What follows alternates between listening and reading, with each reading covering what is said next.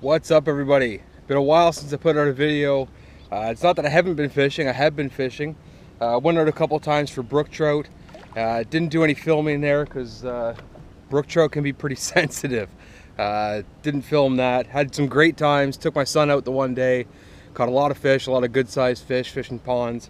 And that was a blast. Went out for perch fishing last week, filmed it, and I had corrupted files. So I got like 5 minutes of footage, which wasn't the good footage. So lost that. Hopefully we'll get some good footage today. I'm out targeting bowfin. They're kind of an underappreciated fish. Not a lot of people fish for them. They're kind of thought as garbage fish.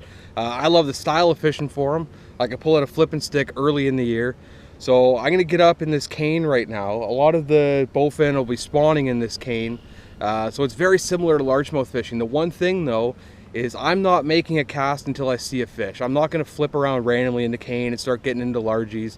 That's not what I'm about. It's not that season. So I'm gonna sight fish these bowfin, just take the trolling motor around until I see them, flip a jig in front of them and catch some fish. So let's get at it.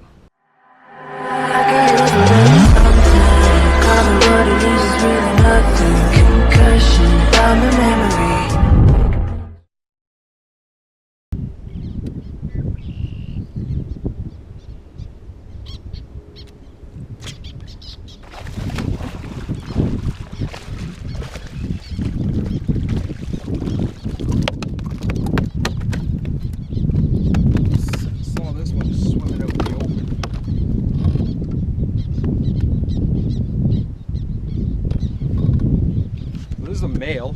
You can tell by the green spotting all over the bottom here. The males will get that color during spawning season.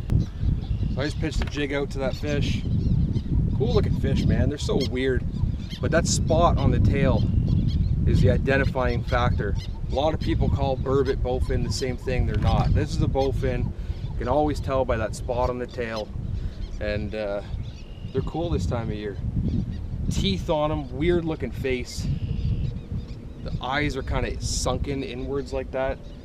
They don't see very well, so you have to put it kind of right in front of them, which is what I did, and he ate. Maybe a 5-pounder there, just under 5. Get him back to spawn and get another one. Just let that one go. I see a big female now. Sitting right in front of me. Not on a bed, I'm going to try and put her here.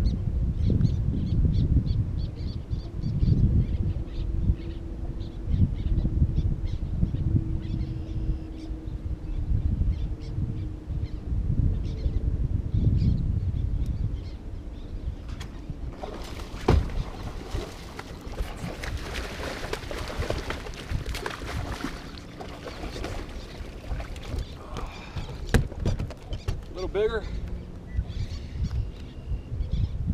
She had her face buried in the mud. Wasn't sure if she'd be able to see it.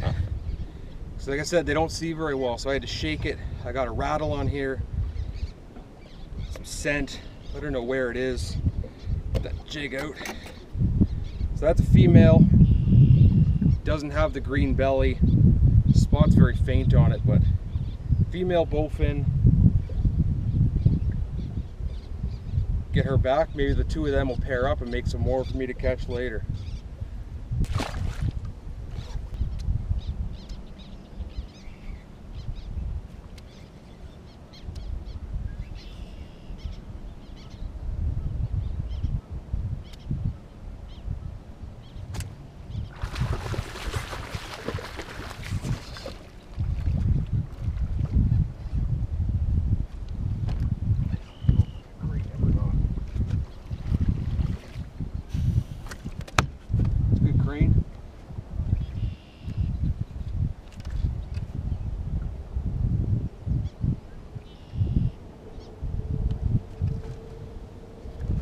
That one there, I had to work it, but when it decided to eat, it ate.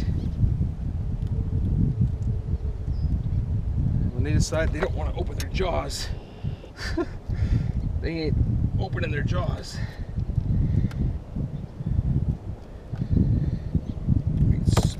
Jaw spreaders here. There we go. Kind of kick that out a little bit.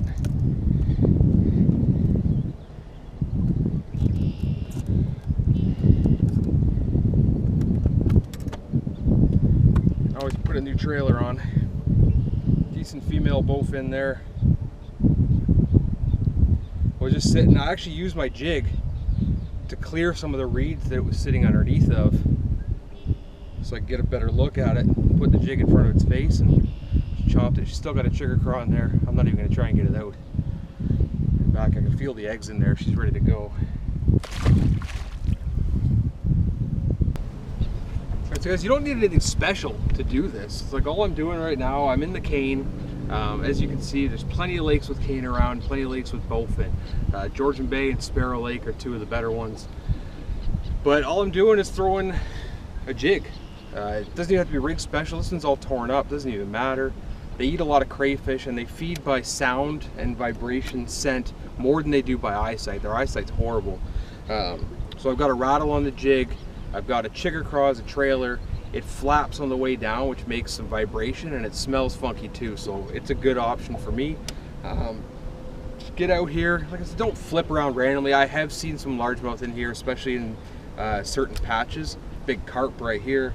Largemouth there, just went under the boat. There's lots of fish around. I'm only pitching at the bowfin. Just pitch at them, put it in front of their face. They don't eat it right away. Shake it a little bit. They'll come eat it. And get out and have some fun.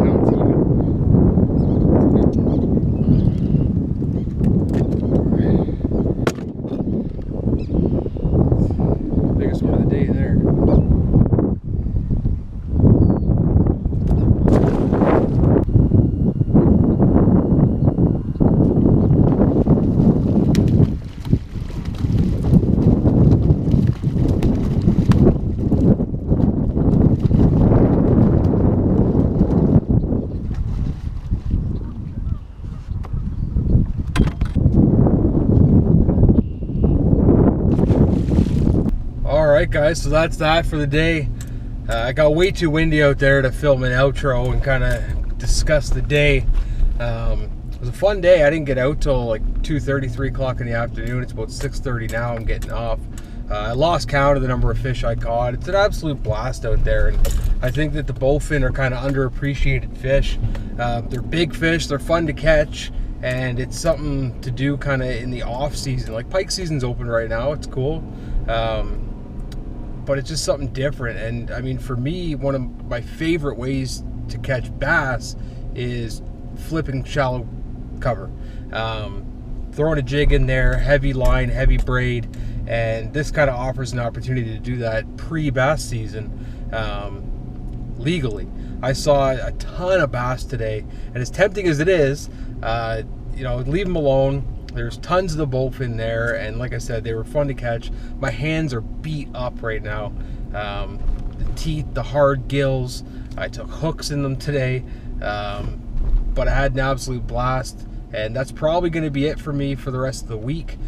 This next weekend, pike season opens up north in Muskoka, and I'll be spending a bunch of time up there. I'm on vacation next week, so hopefully I'll be pumping out a bunch of videos.